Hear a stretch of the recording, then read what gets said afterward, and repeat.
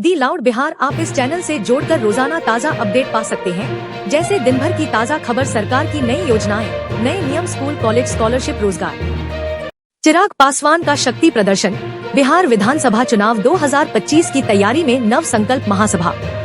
लोक जनशक्ति पार्टी रामविलास के नेता और केंद्रीय मंत्री चिराग पासवान ने 8 जून को बिहार के डेहरी में एक भव्य नव संकल्प महासभा का आयोजन किया। यह सभा सिर्फ एक राजनीतिक कार्यक्रम नहीं, बल्कि 2025 में होने वाले बिहार विधानसभा चुनाव के मद्देनजर एक सशक्त शक्ति प्रदर्शन के रूप में देखा जा रहा है। सभा स्थल पर सुबह से ही भीड़ उमड़नी शुरू हो गई थी। कार्यक्रम में बड़ी संख्या में युवाओं, महिलाओं और दलित समुदाय के लोगों की भागीदारी देखने को मिली। एलजेपी रामविलास के झंडे, पोस्टर और बिहार फर्स्ट, बिहारी फर्स्ट के नारे गूंजते रहे। चिराग पासवान का भाषण भावनात्मक और हमलावर। मंच पर चढ़ते ही चिराग पासवान ने अपने स्वर्गीय पिता रामविलास पासवान को याद करते हुए जनता से भावनात्मक जुड़ाव कायम किया। उन्होंने कहा, यह महासभा सिर्फ एक सभा नहीं, यह हमारे नए बिहार के संकल्प की शुरुआत है। रामविलास पासवान का सपना था एक ऐसा बिहार जहां जात नहीं, काबिलियत चले।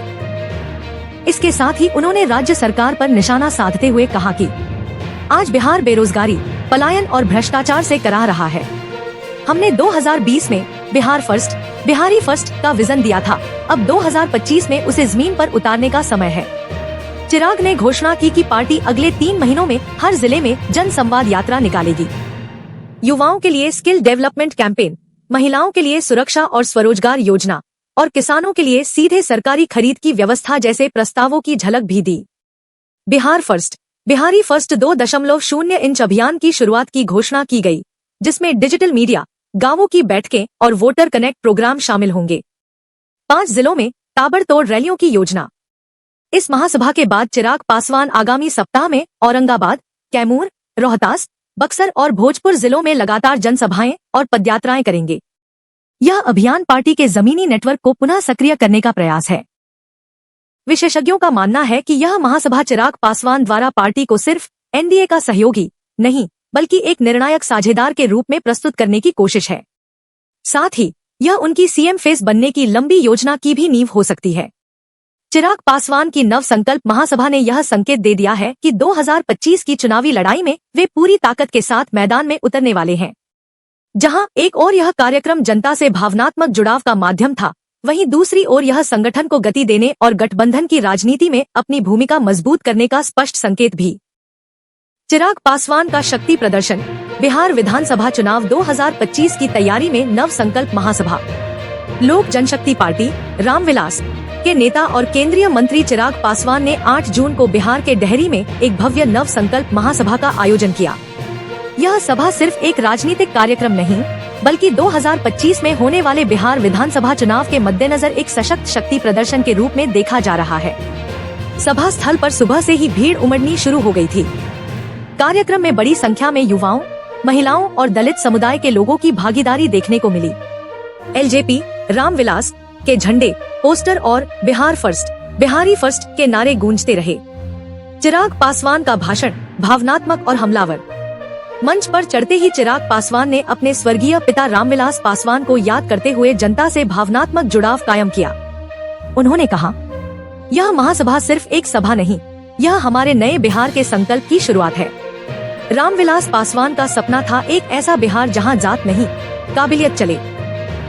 इसके साथ ही उन्होंने राज्य सरकार पर निशाना साधते हुए कहा कि आज बिहार बेरोजगारी, पलायन और भ्रष्टाचार से कराह रहा है।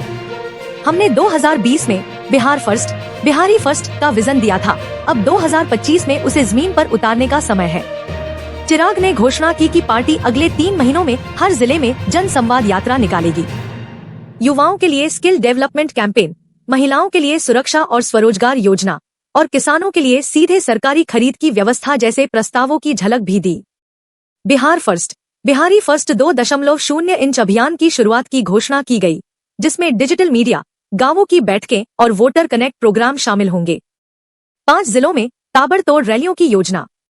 इस महासभा के बाद चिराग पासवान आगामी सप्ताह में औरंगाबाद, कैमूर, रोहतास, बक्सर और भोजपुर जिलों में लगातार जनसभाएं और पदयात्राएं करेंगे। यह अभियान पार्टी के जमीनी नेटवर्क को पुनः सक्रिय करने का प्रयास है। विशेषज्ञों का मानना है कि यह महासभा चिराग पासवान द्वारा पार्टी को सिर्फ एनडीए का सहयोगी नहीं बल्कि एक निर्णायक साझेदार के रूप में प्रस्तुत करने की कोशिश है। साथ ही यह उनकी सीएम फेस बनने की लंबी योजना की भी नींव हो सकती है। चिराग पासवान की नव संकल्प महासभा ने यह संकेत दे दिया है कि 2025 की चुनावी लड़ाई में वे पूरी ताकत के साथ मैदान में उतरने वाले हैं। जहां एक ओर यह कार्यक्रम जनता से भावनात्मक जुड़ाव का माध्यम था, वहीं दूसरी ओर यह संगठन को गति देने और गठबंधन की राजनीति में अपनी भूमिका मजबूत करने का स्पष्ट संकेत भी। बिहार में एनडीए को धार देने पहुंचेंगे अमित शाह। संगठनात्मक समीक्षा और चुनावी रणनीति पर होगा मंथन।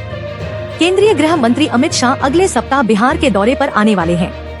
यह दौरा न सिर्फ 2025 के विधानसभा चुनावों की तैयारी का हिस्सा है, बल्कि मोदी सरकार की गठबंधन रणनीति में आ रहे बदलावों को लेकर भी अहम माना जा रहा है। इस दौरान शाह संगठनात्मक समीक्षाएं, सीट बंटवारे की दिशा और राज्य नेतृत्व की भूमिकाओं पर गहन चर्चा करेंगे। दौरे के मुख्य उद्देश्य: 1. गठबंधन की स्पष्टता और अनुशासन। बीजेपी सूत्रों के मुताबिक अमित शाह इस दौरे में स्पष्ट संकेत देंगे कि एनडीए में अब स्पष्ट नेतृत्व और अनुशासन की नीति अपनाई जाएगी। छोटे सहयोगी दलों के साथ सीटों के फॉर्मूले और चुनावी आचार संहिता पर बातचीत होगी। 2. जेडीयू बीजेपी बराबरी फॉर्मूले को अंतिम रूप। बीजेपी और जेडीयू के बीच बराबर सीट बंटवारे की जो बात चल रही है, उस पर अंतिम निर्णय की उम्मीद अमित शाह के दौरे में ही है।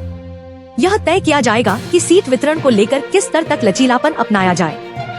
3. संगठनात्मक ढांचे की समीक्षा। अमित शाह प्रदेश बीजेपी के जिलाध्यक्षों, मोर्चा प्रमुखों और बूथ स्तर के कार्यकर्ताओं से सीधे संवाद करेंगे। हर जिले के चुनावी डेटा और पिछले चुनावों के प्रदर्शन की समीक्षा की जाएगी। 4. सीएम फेस पर निर्णय का संकेत। हालांकि अभी तक एनडीए की ओर से बिहार में किसी मुख्यमंत्री पद के चेहरे की घोषणा नहीं की गई है, लेकिन शाह के दौरे के बाद इस विषय पर चर्चा और तेज हो सकती है। क्या नीतीश कुमार एक बार फिर चेहरा होंगे या बीजेपी खुद को सामने रखेगी, यह बड़ा सवाल होगा। राजनीतिक पर्यवेक्षकों का मानना है कि अमित शाह का यह दौरा केवल रस्म अदायगी नहीं, बल्कि गंभीर चुनावी तैयारी और गठबंधन की रिब्रांडिंग का हिस्सा है।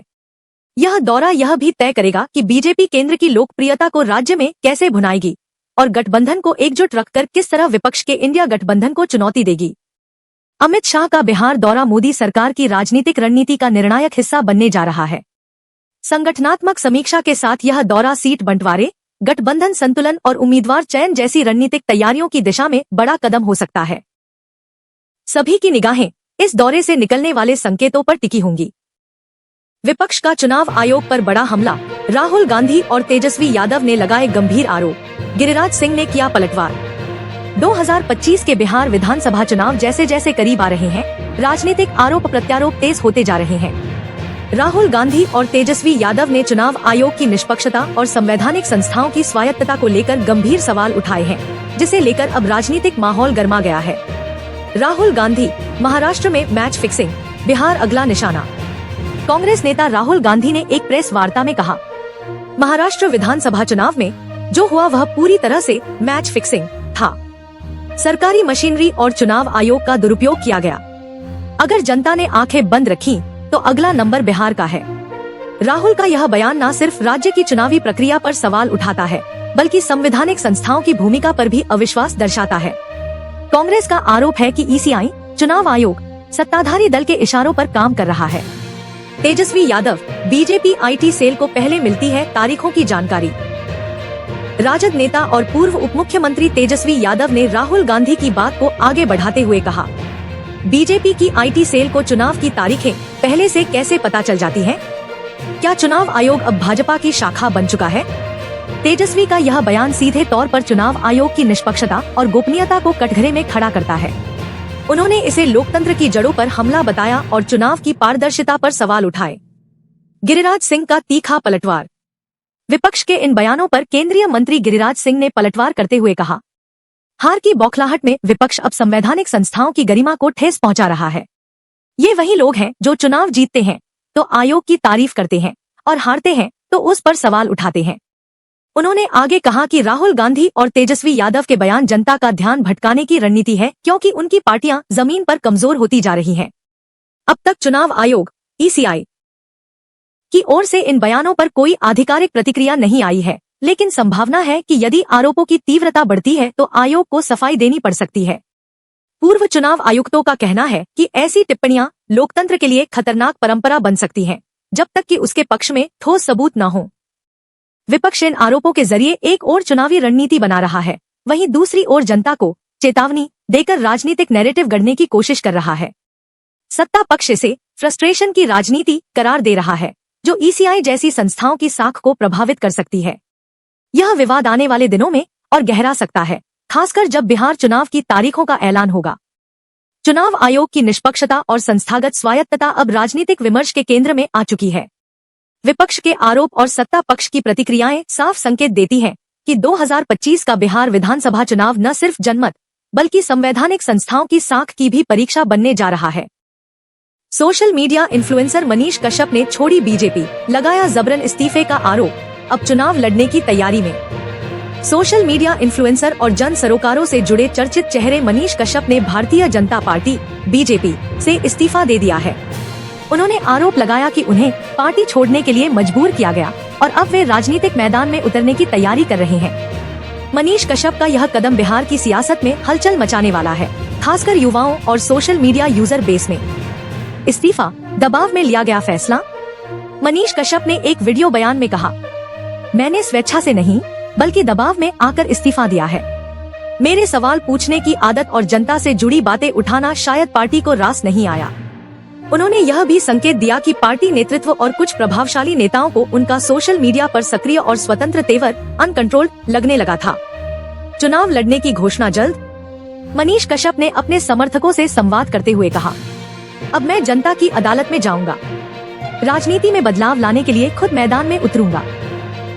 सूत्रों के मुताबिक वे आने वाले दिनों में अपनी नई राजनीतिक रणनीति, संगठन या स्वतंत्र उम्मीदवार के रूप में चुनाव लड़ने की घोषणा कर सकते हैं। चर्चा यह भी है कि वे बिहार के सीमांचल या मगध क्षेत्र की किसी सीट से चुनाव लड़ सकते हैं, जहां उनका डिजिटल प्रभाव खासा मजबूत है। कौन है मनीष कश्यप? मूलतः बिहार के पश्चिम चंपारण से ताल्लुक रखने वाले मनीष कश्यप ने अपने फैक्ट बेस्ड रिपोर्टिंग और ग्राउंड वीडियो रिपोर्ट्स से सोशल मीडिया पर जबरदस्त लोकप्रियता हासिल की। उन्होंने बेरोजगारी, प्रवासी मजदूर संकट, भ्रष्टाचार और सरकारी नीतियों पर खुलकर सवाल उठाए। हाल के वर्षों में उनका झुकाव बीजेपी की ओर देखा गया था, लेकिन अब वे खुद को एक स्वतंत्र आवाज के तौर पर स्थापित करना चाहते हैं। मनीष कश्यप का इस्तीफा भाजपा के लिए युवा और डिजिटल वर्ग में संभावित नुकसान का संकेत हो सकता है। वहीं विपक्ष इस घटनाक्रम को आंतरिक असंतोष के रूप में प्रचारित करने की कोशिश कर सकता है। सोशल मीडिया पर पहले से ही विद मनीष कश्यप और पॉलिटिकल एंट्री ट्रेंड करने लगे हैं, जिससे साफ है कि उनके पास जमीनी समर्थन के साथ डिजिटल ताकत भी है। मनीष कश्यप का भाजपा से इस्तीफा और संभावित चुनावी प्रवेश 2025 के बिहार विधानसभा चुनाव में एक नया और अनोखा मोड़ लाने वाला है। अब निगाहें इस पर टिकी हैं कि वे किस मंच से, किन मुद्दों के साथ और किन क्षेत्रों में राजनीतिक दांव खेलेंगे। धन्यवाद हमारे साथ जुड़े रहने के लिए। अगर वीडियो पसंद आया हो तो लाइक करें, शेयर करें और सब्सक्राइब करना न भूलें। बेल आइकन दबाएं ताकि बिहार की राजनीति की हर नई खबर आप तक सबसे पहले पहुंचे। मिलते हैं अगली रिपोर्ट में, तब तक के लिए नमस्कार।